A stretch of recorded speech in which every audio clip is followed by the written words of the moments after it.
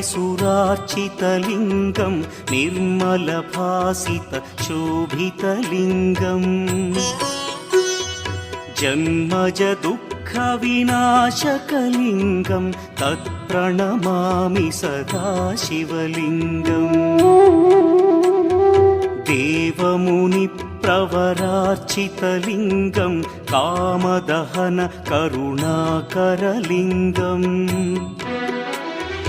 रावणदर्पविनाशकलिङ्गं तत्प्रणमामि सदा शिवलिङ्गम्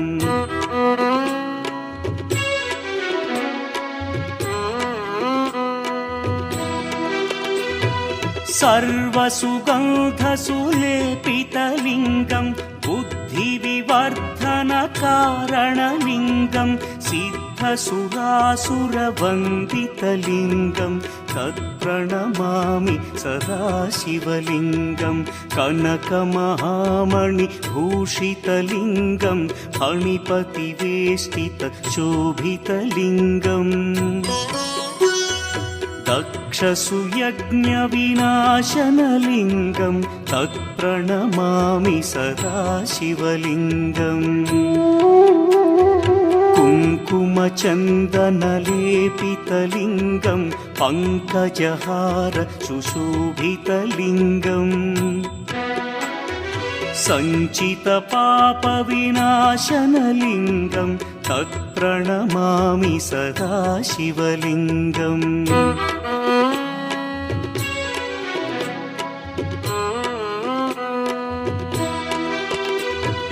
देवगणार्चितसेवितलिङ्गं भावैर्भक्तिभिरेव च लिङ्गं दिनकरकोटिप्रभाकरलिङ्गं तत्प्रणमामि सदा शिवलिङ्गम् अष्टदलोपरिवेष्टितलिङ्गं सर्वसमुद्भवकारणलिङ्गम् अष्टदरिद्र्यविनाशनलिङ्गं तत्प्रणमामि सदा शिवलिङ्गम् सुरगुरुसुरवरपूजितलिङ्गं सुरवनपुष्पसदार्चितलिङ्गम् परमपदं परमात्मकलिङ्गं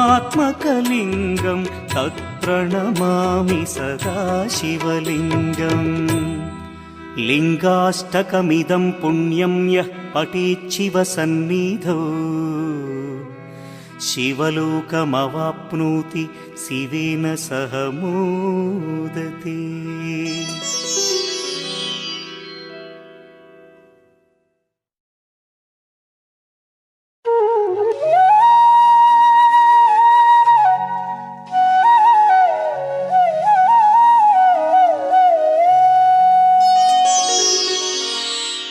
प्रभुं प्राणनाथं विभुं विश्वनाथं जगन्नाथनाथं सदानन्दभाजम्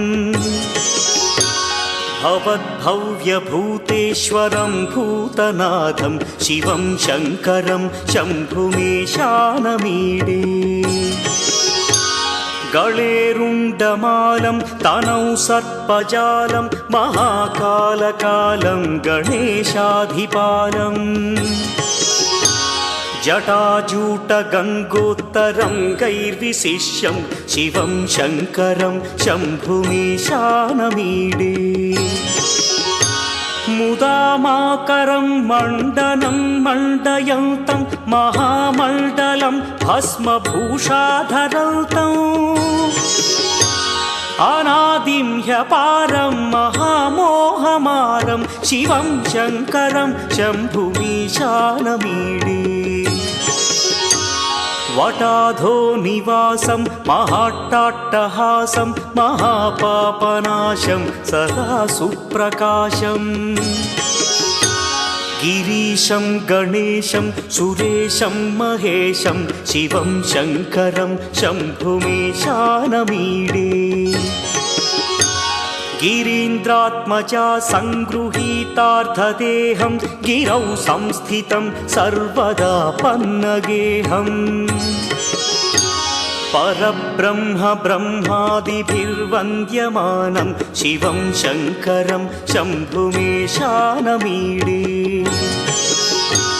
कपालं त्रिशूलं कराभ्यां दधानं पदाम्भोजनं राय कामं दधानम् बलिवर्धयानं सुराणां प्रधानं शिवं शङ्करं शम्भुमीशानमीडे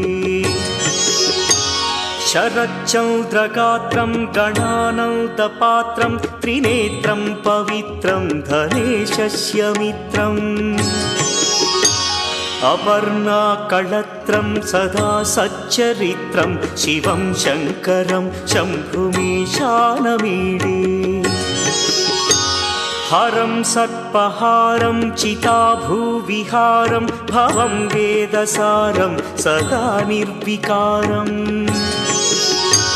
श्मशाने वसन्तं मनोजं दहन्तं शिवं शङ्करं शम्भुमीशानमीडे स्वयं यः प्रभाते नरः